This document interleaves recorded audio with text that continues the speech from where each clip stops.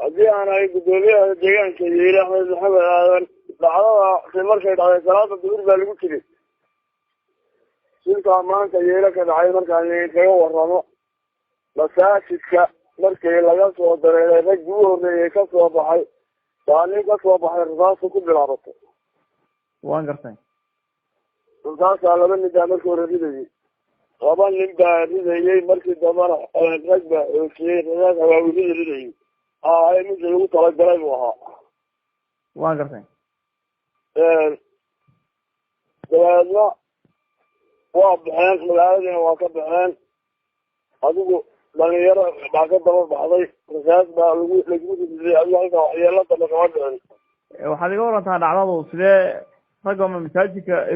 hortiisay taagnaayeen mise gudihiisa masaajidku wuxuu leeyahay kaabad yar oo lagu wejeysto lagu fadhiisto oo fees oo kala wareega kaabadaasay fadhiyeen dabeedna guri ku dhow oo berkadi ka hor haysan tahay oo midna berkada ku tiirsanaa midna raasa markay ridaya anigu aan arkay midna feeskaasa ka kaca ninkuna kaliu gashanay ninkaa magaciye halkaa ku dhintay ninkaa markii hore la dilayay waxaa leeyahay maxamed jaamac axmed maxamed jaamac bayuur muku baac dheer yahay caawa naasnay ninkii kale isna masaajidka gudihiisa ku dhintay rasaasta nimankaasi ridayaan baa isna dishay gudahayna ugu kasta wax dhaawac oo dhacdadaasi ay sababtay ma jiraan wax dhaawac oo dhacdadaas agsitay magaalada gudaheeda ma jiraan laakiin dabeedahaasay waxay ka dhacdhaceen dadka isla baxay wadooyinka